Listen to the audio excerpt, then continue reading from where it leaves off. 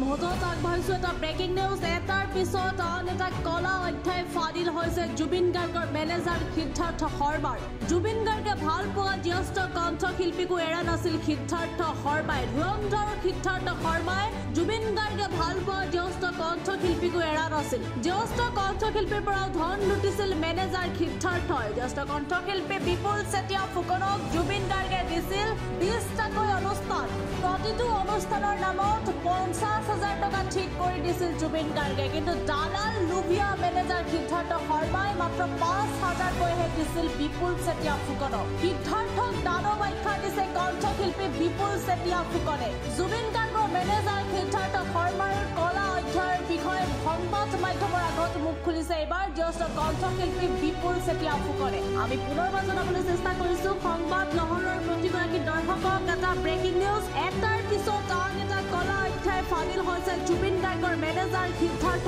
শৰ্মাৰ জুবিন গাৰ্গে ভাল পোৱা জ্যেষ্ঠ কণ্ঠশিল্পীকো এৰা নাছিল সিদ্ধাৰ্থই জ্যেষ্ঠ কণ্ঠশিল্পীৰ পৰাও ধন লুটিছিল মেনেজাৰ সিদ্ধাৰ্থই জ্যেষ্ঠ কণ্ঠশিল্পী বিপুল চেতিয়া ফুকনক জুবিন গাৰ্গে দিছিল 20টাকৈ অনুষ্ঠান আৰু প্ৰতিটো অনুষ্ঠানৰ নামত 50,000কৈ টকা ঠিক কৰি দিছিল জুবিন গাৰ্গে কিন্তু দালাল লুভিয়া মেনেজাৰ সিদ্ধাৰ্থই মাত্ৰ 5,000কৈহে দিছিল বিপুল চেতিয়া ফুকনক সিদ্ধাৰ্থক এবাৰ দানৱ আখ্যা দিছে কণ্ঠশিল্পী বিপুল চেতিয়াই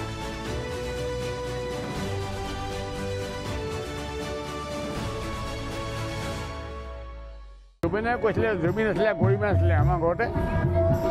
যে হেৰি আপোনাক এটা পেণ্ডেলত 50,000কৈ দিম 20টা পেণ্ডেল আছে বোলে মই গালোঁ মই ষ্টেজত গান গাই পেলাই পইচা নলওঁ তাৰমানে লগতে নামি গুচি আহোঁ কিন্তু সিদ্ধাৰ্থে মোক দিলে 5,000কৈ 45,000কৈ মাৰি দিলে 20টা পেণ্ডেলত তোমাৰ 9 লাখৰ ওপৰ গুচি গ'ল তো এতিয়া জুবিনৰ আত্মাই শান্তি পাবলৈ হ'লে সিদ্ধাৰ্থহঁতক মানে দণ্ড মানে মৃত্যু দণ্ড দিবলৈ মই চৰকাৰ আৰু আমাৰ বিষয়াসকলক অনুৰোধ জনাইছোঁ বাৰপতি জনাইছোঁ এইটো কথা তাৰমানে সেইকেইটা জীয়াই থাকিলে এতিয়া মই আছোঁ মই এতিয়া চবকে ডাঙৰ হৈছোঁ দেই খগেন মোতকৈ সৰু খগেনক মই উলিয়াই অনা মানুহ মহেন্দ্ৰ হাজৰিকা আছে বিমান বৰুৱা আছে আমাৰ মানস ৰবীন্দ্ৰনাথ আছে সিহঁতে যেতিয়াকৈ জীয়াই থাকে আমালৈ হুল চুচিব পাৰে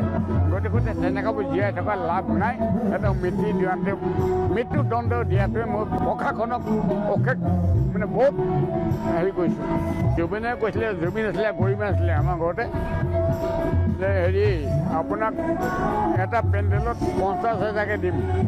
20টা পেণ্ডেল আছে বোলে মই গালোঁ মই ষ্টেজত গান গাই পেলাই পইচা নলওঁ তাৰমানে লগতে নামি গুচি আহোঁ কিন্তু সিদ্ধাৰ্থে মোক দিলে 5,000কৈ 45,000কৈ মাৰি দিলে 20টা পেণ্ডেলত তোমাৰ 9 লাখৰ ওপৰ গুচি গ'ল তো এতিয়া জুবিনৰ আত্মাই শান্তি পাবলৈ হ'লে সিদ্ধাৰ্থহঁতক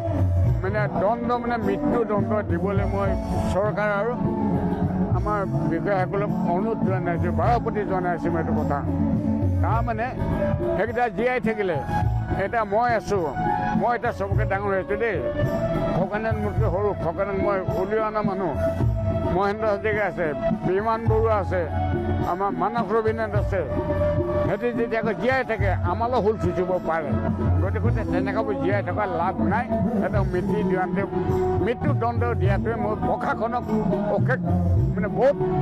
হেৰি কৰিছোঁ জুবিনে কৈছিলে জুবিন আছিলে গৰিমা আছিলে আমাৰ ঘৰতে যে হেৰি আপোনাক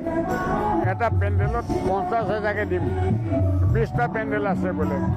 মই গালোঁ মই ষ্টেজত গান গাই পেলাই পইচা নলওঁ তাৰমানে লগতে নামি গুচি আহোঁ কিন্তু সিদ্ধাৰ্থে মোক দিলে 5,000কৈ 45,000কৈ মাৰি দিলে 20টা পেণ্ডেলত তোমাৰ 9 লাখৰ ওপৰ গুচি গ'ল তো এতিয়া জুবিনৰ আত্মাই শান্তি পাবলৈ হ'লে সিদ্ধাৰ্থহঁতক মানে দণ্ড মানে মৃত্যু দণ্ড দিবলৈ মই চৰকাৰ আৰু আমাৰ বিষয়াসকলক অনুৰোধ জনাইছোঁ বাৰপতি জনাইছোঁ এইটো কথা তাৰমানে সেইকেইটা জীয়াই থাকিলে এতিয়া মই আছোঁ মই এতিয়া চবকে ডাঙৰ হৈছোঁ দেই খগেন মোতকৈ সৰু খগেনক মই উলিয়াই অনা মানুহ মহেন্দ্ৰ হাজৰিকা আছে বিমান বৰুৱা আছে আমাৰ মানস ৰবীন্দ্ৰনাথ আছে সিহঁতে যেতিয়াকৈ জীয়াই থাকে আমালৈ হুল চুচিব পাৰে